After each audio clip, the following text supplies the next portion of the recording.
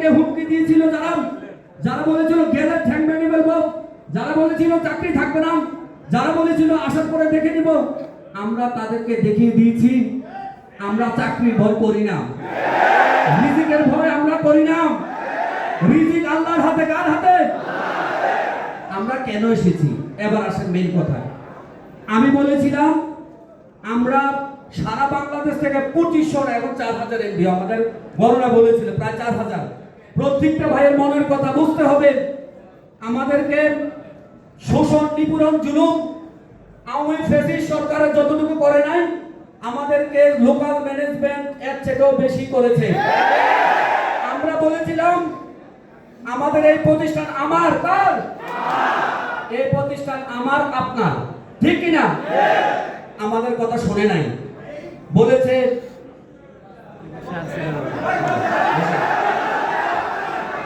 আমি বলেছিলাম, আমরা বলেছিলাম প্রতিষ্ঠান আমার, আমাদেরকে উল্টা বলেছিল জামাতের রকনের র রাখবে না, শিবিরের শি রাখবে না। আমরা বলেছিলাম প্রতিষ্ঠানটাকে আমাদের ভাইরা প্রতিষ্ঠিত করে যান নাই, তাহলে এ কারণে আমরা দেখে দিতে চাই। বলছে আপনারা শোনেন, আমার কথাগুলো শোনেন আগে, তারপরে আপনাদের মনের কথা বলার সুযোগ অবশ্যই আসবে।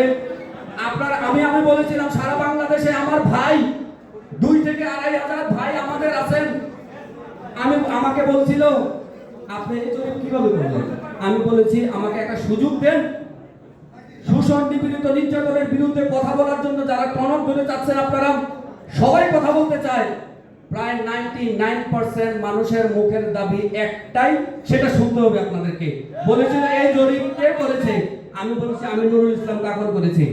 বলে কিভাবে করেছো? আমি দেখাই দেব, সুযোগ দেন। আমি বলেছি আমাদের প্রধান সমন্বয়কের দায়িত্ব দিয়েছে মাহফুজ ভাই। মাহফুজ ভাই আমাদের দাবি এবং কি আমাদের সবকিছু এখানে বলবেন, মাহফুজ ভাই সিদ্ধান্ত নেবেন এই দাবি এইখান থেকে এক দাবি মেনে সিদ্ধান্ত হবে না কি হবে, মাহফুজ ভাই আমাদের সিদ্ধান্ত নেবেন। আমরা মাহফুজ ভাইকে বলবো ভাই আমরা আপনাকে মুরব্বী পেয়ে আপনাকে আমরা 13 সদস্যের সমন্বয়ের মাধ্যমে আমরা মেনছি আমাদের ভাইদের। আমি যখন কোম্পানি আমার সাথে যোগাযোগ করে বলেছিল ঢাকা শহরে ঢুকবো না, সেনাবাহিনীর পক্ষ থেকে ভয় দেখানো হয়েছে। আমি বললাম যে সেনাবাহিনীর মায়ের আমি কাকন খেয়েছি, যে বিজিবির মায়ের আমি কাকন খেয়েছি, যে র্যাবের মায়ের আমি কাকন খেয়েছি, এটা আমাকে ভয় দেখান? জেলে দিবেন? জেলে তো আমি 5 বার গেছি। আমাকে মামলা দিবেন? 7 মামলা খাইছি আমি। আমাকে দেখায় নাই সব। আমি বলেছি আমাদের ভাইদের টনক ধরবেন না, আমি কখন রিজার্ভ দিয়ে যাব, আমার ভাইদের পক্ষ থেকে আমি কথা বলে যাবই যাব। বলেছে ঢাকা শহরে আসতে পারবো না, ওদের ফ্যাসিস্ট আওয়ামী শাসনের মতোই আপনাদেরকে সেই পরিমাণ নির্যাতন করেছে না আসার জন্য ঢাকায়, ঠিক না?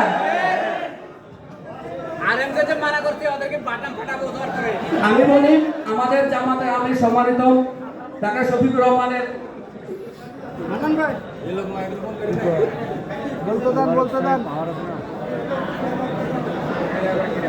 আমাদের সম্মানিত মোবারক স্যার উনি কথা বলবেন, মাহফুজ ভাই কথা বলবেন। আমি যে কথাটি বলতে চাচ্ছি আপনাদেরকে, আপনারা লাস্ট আমি কথা বলে শেষ করে দেব। আপনাদেরকে সেই পরিমাণ থ্রেট দিয়েছে, এখনো আমার ভাই রাস্তায় আছে, 200-300 ভাই আছে এবং কি মাঠ পর্যায়ে আছেন, আসতে দেয় নাই। আসলে আমি এতটুকুই বলেছি, বিভিন্ন আরএমদেরকে জেডএমদেরকে আমি থ্রেট দিয়েছি, বলেছিলাম আমরা তো একটা ন্যাশনাল কোম্পানি নিজের পকেট থেকে খরচ করি টাকা গিয়ে, আমাদেরকে এই সুযোগ দেন, আমাদের ভাইদেরকে থ্রেট দেন কেন? কজনের চাকরি খাবেন? এমনিতেই পিছনে চাকরি করতে আসে না, ঠিক কিনা? মানবতার কোম্পানি নাম বলে সবাই জানে মানবতার একমাত্র দুঃসময় হয়ে গেছে ইসমাইল সিনহা। কেন হয়? এ কারণে বলেছি তাদের মুখের কথা কি শোনেন, আমার কোনো ব্যক্তিগত আমার দাবি নাই, ব্যক্তিগত আমার কিছুই নাই, দাবি হচ্ছে আমার বাইরের দাবি, ঠিক কিনা? ব্যক্তিগত কোনো দাবি নেই, আমি কালকে এটা নাও থাকতে পারি, কিন্তু আমাদের ভাইদের মুখের কথা শুনেন। আল্লাহ আমাদের কোম্পানির প্রতিনিধিত্ব যারা করেন, আমি চাই আপনারা মাঠ পর্যায়ে আরএম জেডএম প্রত্যেকটা আরএম হয়ে গেছে জুলুমবাজ, প্রায় আরএম হয়ে গেছে জুলুমবাজ, প্রায় জেডএম হয়ে গেছে জুলুমবাজ। আমাদের এরিয়া ম্যানেজারও আসতো কিন্তু চাকরির ভয় আসে নাই। আমার বিবারিয়া রিজনের আরএম আমার ভাইকে মারছেন। আমি শেষ করে দিচ্ছি, আমি আল্লাহর কাছে দোয়া করছি, আপনাদেরকে বলছি আপনারা যেহেতু আসছেন আপনাদেরকে মনের অন্তরের অন্তর থেকে আমি ধন্যবাদ জানাচ্ছি, আল্লাহর কাছে কৃতজ্ঞতা ব্যক্ত করছি, আল্লাহকে তাও দোয়া করছি সফলভাবে মনের তৃপ্তি নিয়ে আমার ভাইরা যেন ফিরে যেতে পারে। আল্লাহ আমাদেরকে সাহায্য করুক, আপনাদেরকে সাহায্য করুক।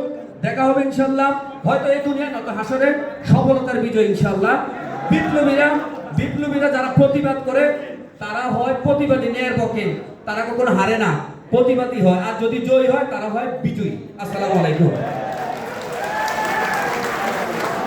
আমাদের প্রধান সমন্বয়ক মাহফুজ ভাইকে চেয়ার গ্রহণ করার জন্য অনুরোধ করছি।